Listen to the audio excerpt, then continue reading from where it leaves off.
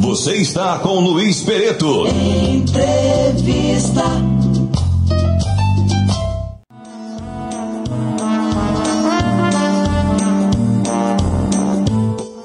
Retornamos para mais um bloco do programa Luiz Pereto Entrevista. Estávamos aqui tirando fotos, fazendo o maior auê no meio do intervalo. Conversa boa, muito boa. Agora 11h27. Bom dia você que está conosco, bom dia você que está na Mídia FM. E o nosso fotógrafo oficial é o Adriano Pinheiro, que está aqui fazendo os retratos, né? Quando está descansando, carrega pedra. Carrega pedra, exatamente. Você sabe que ela levou um casal francês pra lá, né? Ela estava comentando agora no intervalo aqui. Um casal francês. Não foi um gâteau? Foi um casal ou uma dupla? Gâteau. Foi dupla ou foi casal? Mãe e filho. Mãe e filhote, é. Tá vendo? E agora já miam em francês, olha que chique. Miau? Oui, Miau? exatamente. Miau? Lembrando aos nossos ouvintes que gato não, né? Gâteau em francês é bolo. Por isso, Luiz sabe o que é petit gâteau. E ele oferece petit gâteau. Petit gâteau. Bolo com sorvete de creme, né? Exatamente. É um original, bolinho, petit é pequeno. Petit pequeno gâteau é o Bolo, é um bolo. bolinho pequeno com sorvete. Com sorvete. Porque muita gente vai pensar, eu comi um petit gâteau, é o espetinho lá do Zé. Não, petit gâteau é um bolinho pequeno. O espetinho do Zé é um gato assado, então é diferente, né? Pois é, não é o gato assado do Luiz. Não é o gato assado do Luiz, é o petit gâteau original. Isso. Que tem que fazer biquinho para comer também. Na verdade tem aquela calda também. quente. Na Então, verdade não é nem a calda, é o bolo cru por dentro, né? Então, mas no Canadá a gente tem esse hábito de comer. Eles têm esse hábito, por exemplo, de ter o bolo e de ter o sorvete junto. Não precisa ser um bolo que o sorvete está dentro. Então tem o bolo, o sorvete e a calda por cima. Então é hábito deles. E outro hábito, tomar café com leite logo após o almoço. Isso é praxe. Até para os portugueses que moram lá. Então fica assim a mesa, come-se a sobremesa assim com a taça grande de café com leite. É interessante, né? As culturas que se fundem muitas vezes, né? No exterior, e quando algumas pessoas levam de um lado para o outro a sua cultura, começa a ter uma miscigenação muito legal, né? Isso é muito interessante. Os namorados das minhas filhas vêm para o Brasil, eles se encantam com os sabores do Brasil. Desde pastel, do Corozola, os docinhos brigadeiro lá da sua doceria, o açaí. Então são sabores que eles não têm, são diferentes. Experimentam novas sensações, né? Exatamente. Fantástico, é fantástico. E eles sempre perguntam, né, quando falam comigo, ai, que saudade que eu tenho. Vocês têm saudade? É da comida do Brasil. Você sabe, Pereto, que uma vez veio um português para o Brasil, né? Isso lá na época da década de 50, quando o pessoal ficava na rua fazendo aquelas traquinagens tal para ganhar dinheiro. Sabe aquela história de colocar a bolinha dentro de um copo e virar o copo para achar tal, e ganhar a grana? O português veio no Brasil, viu aquilo, achou interessante. Aí viajou para os Estados Unidos, né? E lá ele passou um perrengue do tamanho do mundo. Não tinha dinheiro para nada, cara. O português estava zerado. Aí ele falou, eu vou usar aquela traquinagem brasileira para poder ganhar um dinheiro. Ora pois. Aí pegou e começou a fazer, mas perdeu o resto que tinha.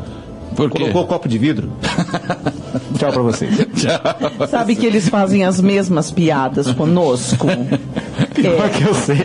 Eles fazem as mesmas piadas com nós brasileiros. Na verdade, os mais burrinhos somos nós, que, né, deixamos eles chegarem no Brasil e levar tudo que tinha. Uma grande parte do que tinha aqui. Eu ainda agradeço a Napoleão Bonaparte, que fez com que o rei viesse ao nosso país, né? Porque ele é o rei fujão. Exatamente. E isso mudou o nosso contexto, porque senão a gente seria como Timor-Leste, ou seríamos como outros países da África de colonização portuguesa, porque quando o rei chegou aqui, estamos no novo Portugal. Cria-se Banco do Brasil, cria-se universidades, bibliotecas, e aí ele permanece 12 anos aqui. Então isso muda o contexto do Brasil num certo ponto. Na colonização. Senão, nós estaríamos talvez um pouquinho mais paupérrimos. Nós não somos paupérrimos.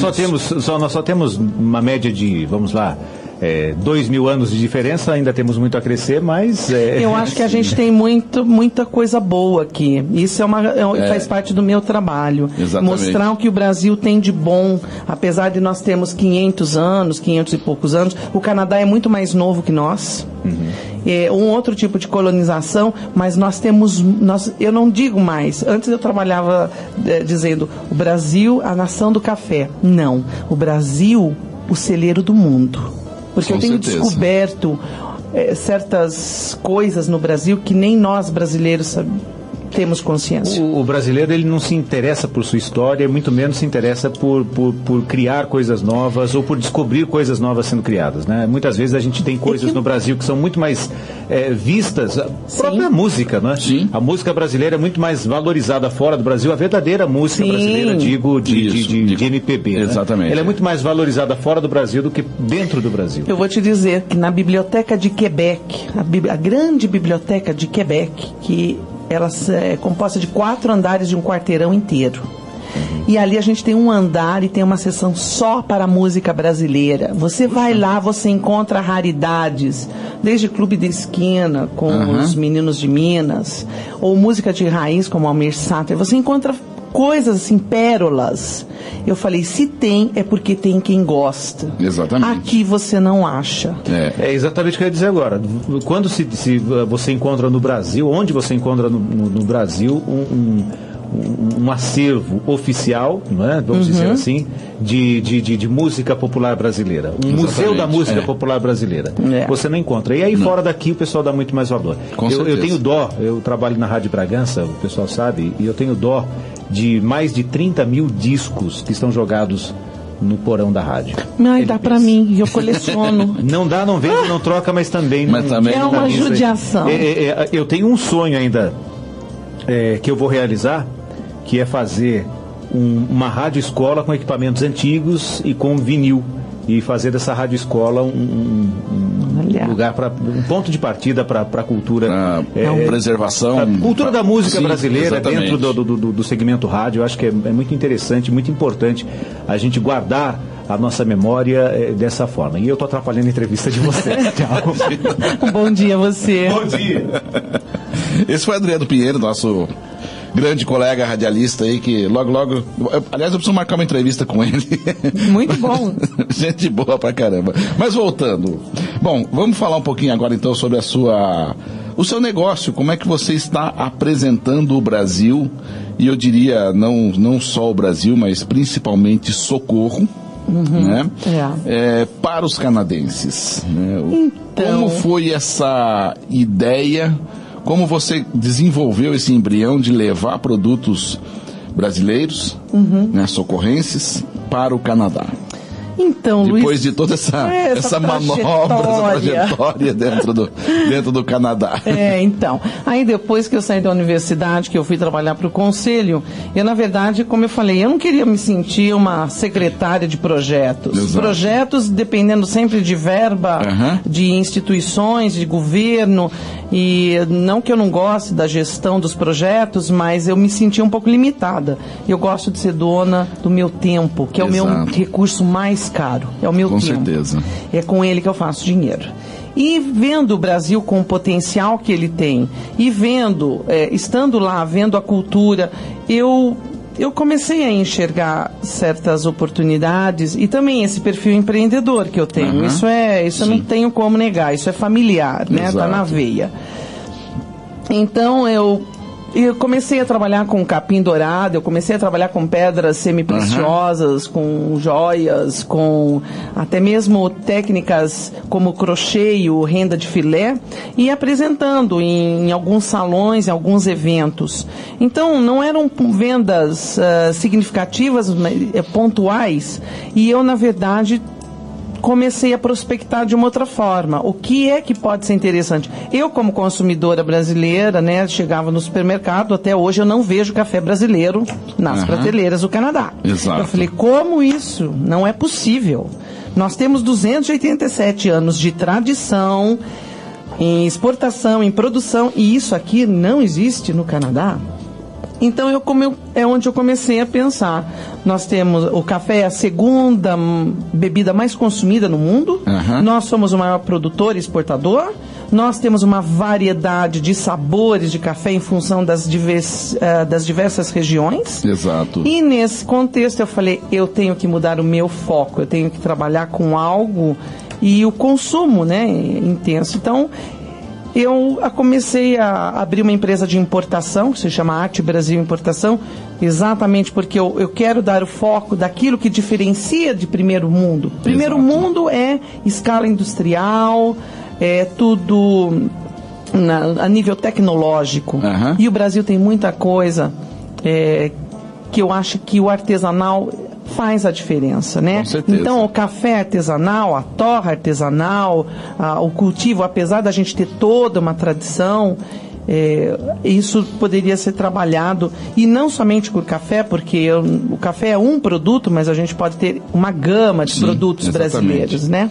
E foi aí que eu comecei, então, a levar o café, e especificamente o café aqui produzido no Serrote, né, de Socorro, no bairro do Serrote. É um café que foi muito bem aceito, eu tive um apoio da Embaixada de Ottawa, eu tive o apoio do Consulado de Montreal, ainda tenho, porque frequentemente eles me convidam para eventos e para estar mostrando o nosso café e mostrando o nosso trabalho.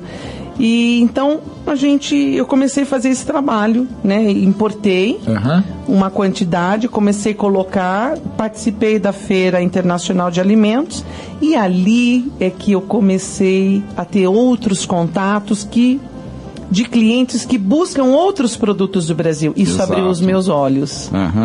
Isso me fez enxergar. A oportunidade do negócio. Porque aí que eu comecei a ver, tudo bem, o Brasil, eu sempre falo, o Brasil é a nação do café. A tradição que nós temos, os 287 anos, a tecnologia, o estudo, a pesquisa, o envolvimento de vários órgãos, várias universidades, é fantástico. Poucas pessoas sabem disso. O melhoramento de mudas, de plantas. Mas tem outras coisas. Nós produzimos soja, nós produzimos açúcar, nós produzimos leite em pó, nós produzimos óleos de vegetais, nós somos o terceiro maior produtor de castanhas do mundo, nós temos a melhor seda produzida no planeta. Olha aí, são coisas que praticamente o brasileiro não sabia, ou pelo menos eu desconhecia essas informações. Nós temos tecnologia de ponta para beneficiamento de castanhas de caju, para cacau, tecnologia em termos de torração de café, beneficiamento, maquinários, inclusive despolpador que não utiliza água. Fantástico, isso é ecológico. Sim, exatamente. Então, nós temos muita coisa. E por isso eu comecei a mudar um pouquinho o conceito de que não é somente a nação. O Brasil não é somente a nação do café, mas é o celeiro do mundo. Pode ser o celeiro do mundo. Com certeza. Na verdade, o Brasil, propriamente dito, ele já tem, apesar dos seus poucos 500 anos, né? Que a gente acha muito, mas em termos de nação são poucos anos, mas já vem melhorando. A gente percebe aí essa melhoria na qualidade de tudo que se produz, que se faz e tudo mais, né? É verdade. Está realmente agora começando a fase do amadurecimento.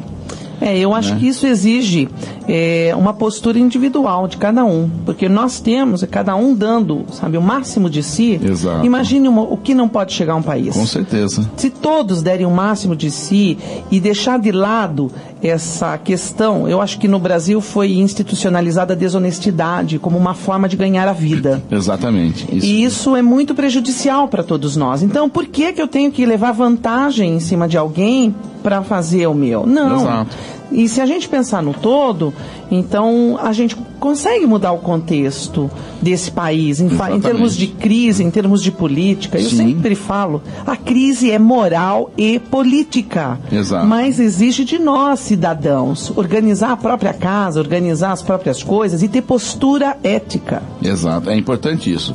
Né, lembrar que o país é um país que merece ser valorizado. Sem dúvida. Essa é a diferença do Canadá, porque quando a gente vê, por exemplo, no Canadá, você atravessar fora da faixa, você é multado. Aham. Alguém te avisa antes, olha, não atravessa fora da faixa, senão você vai ser multado. Exato. Não joga o lixo no chão, porque Sim. isso não é o correto. Exatamente. Então, as pessoas ali, elas vigiam os outros. Uma vigia a outra. Né? Exato, e todos têm uma postura. E quem realmente acaba tendo esse tipo de comportamento? Aquele que chega no país que ainda não compreendeu a cultura. Exatamente, né? Que ainda tá fora da cultura do país. Exatamente. Né?